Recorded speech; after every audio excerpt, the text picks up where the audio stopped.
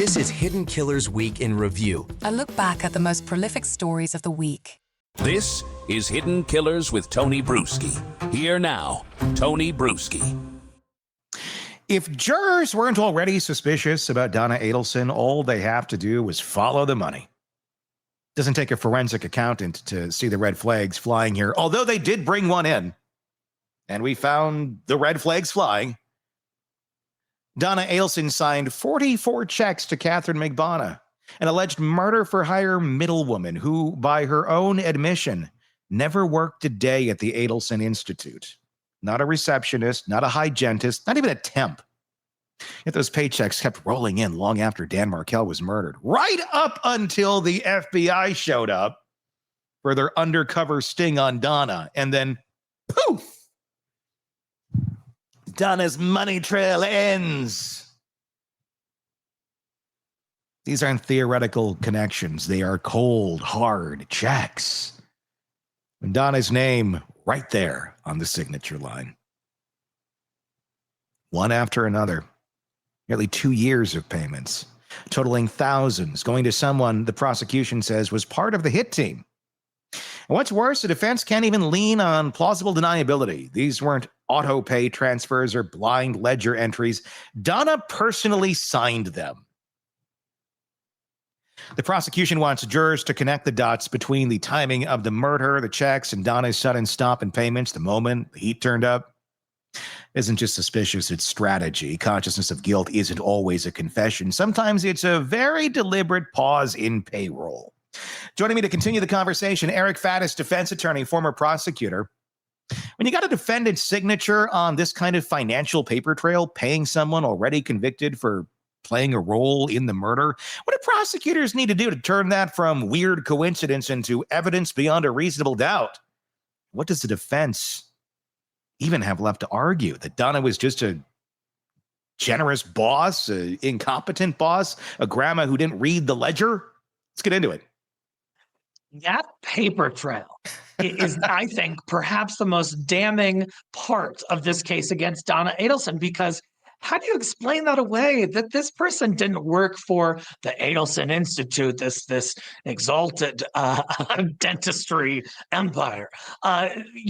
She wasn't providing any services for them. And so for what was she being paid? Well, the only connection of which we're aware is her role as an intermediary in this murder for hire plot. So it, like you said, doesn't take a lot to connect those dots. And I'm not sure how the defense is going to explain that away. How do you think they were thinking that they would explain this away? Or do you think they just thought they weren't going to get caught? It's a little hard to say. I'm wondering if in closing argument they're going to say something like, hey, this was Charlie's mistress at the time, and Charlie wanted us to take care of her. Donna wanted to do what her son wanted, and Donna was just trying to be like a nice mother. They had some money, and so let's take care of the mistress. Is that going to pass the smell test of this jury? I'm not so sure. It sounds like an even worse plot than most Hallmark movies, where like there's the cheating evil man, maybe Lifetime. We should go more Lifetime than Hallmark, where it's like, because it doesn't make any sense at all. It's not like it was like they were together and they're somehow like, well, we can get more of a write-off on the business if we have more people on payroll or something. They weren't even together through most of the time that she's getting paid. And especially the 2-year pattern, 44 checks, my God. And the timing, the checks stopping immediately after the FBI bump. How significant is that in terms of showcasing consciousness of guilt? The timing in this case is huge. There are a number of events. One is exactly what you just said, where, now we learn that there is this very serious criminal investigation into a murder. Let's stop paying the intermediary who helped us plot this. That's obviously problematic. And then Wendy Adelson, the sister, stopping talking to her mom, Donna Adelson, in 2023, right after the conviction of Charlie Adelson. And then lastly, the timing of Donna Adelson trying to skedaddle out of the country once things started to heat up. I think timing is a big part of this. There's a lot of tea leaves to be read in this case. They're pretty obvious, but I mean, we do these things, we talk about these things on a regular basis. So they stand out to us like huge red flags, not red herrings.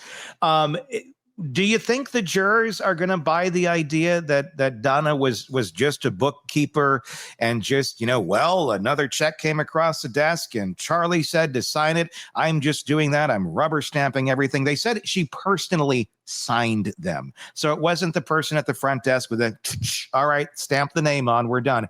She's looking at these things. The Institute, not that big of an institute, enough where you're going to be looking at the checks. And if you're, thousands of dollars are going out the door to a random human being, Charlie's ex-girlfriend, one would think that there might be a red flag. Will the jury buy it that she was just clueless? Some very suspicious activity, no question. I think the defense is going to style it as, hey, this is a grandmother who was, just processing financial stuff for this company. She wasn't intimately familiar with where everything was going. And hey, if you want to charge her with fraud or check fraud or wire fraud, something like that, do that, but that's not what they charged her with. And so I think the defense is going to style it in some fashion like that. But that paper trail is very problematic, and the jurors are going to have to look at that in a comprehensive view with all of the other evidence as well.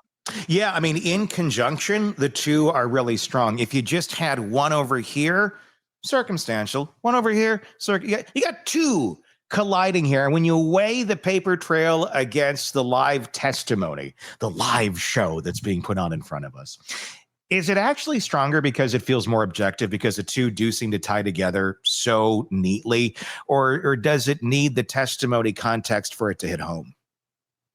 I think that the testimony part is really important because, like you said, these facts in isolation are not dispositive. They're not going to win the day. But when you bring everything together, in fact, the jury is going to be instructed that they have to review the evidence, the totality of evidence, not just one little piece in isolation and say, oh, that's not enough. This little piece, that's not enough. They've got to look at everything. That's going to be their duty as jurors back there. And when you take the witness testimony with the paper trail, and we're going to hear about wiretaps and other communications as well, things are beginning to mount against Donna Adelson. There are cover-ups and there are sloppy, transparent, all caps kind of cover-ups.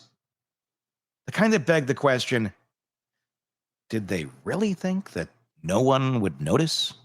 Because jurors aren't stupid. Well, at least we hope they aren't. You show them a woman on the payroll who admits she never worked there, getting tens of thousands of dollars in checks signed by the defendant herself. And then you tell them, don't read into it. So that's nothing. It's nothing. Well, good luck with that. Donna Adelson may not have kept her name off the burner phones, but she couldn't keep it off the checks. And that's where things get dangerous because paper doesn't forget.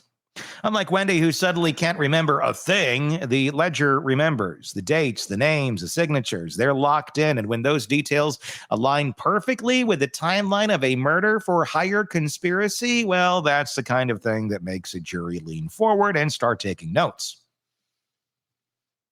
If the defense wants to argue this was just a kind gesture, Donna helping out her son's former mistress out of the goodness of her heart, it's going to be a tough sell, especially when the generosity conveniently stopped the moment the FBI showed up. That's not kindness, that's containment. Coming up next, it gets even stranger. We're not just talking money laundering, we're talking actual laundering, like throw the cash in the washing machine with Tide Pods laundering. You can't make this stuff up. Maybe you could if you're trying to wash away a murder. Let me know your thoughts in the comments section. Be sure to press subscribe wherever you're listening or watching us. Just search Hidden Killers with Tony Brueski to find us on any podcast platform and on YouTube. YouTube is where your voice can be heard in the comments. So please do check us out there and press subscribe. Until next time, I'm Tony Brueski. We'll talk again real soon. Want more on this case and others? Then press subscribe now and don't miss a moment of true crime coverage from Tony Brueski and the Hidden Killers podcast.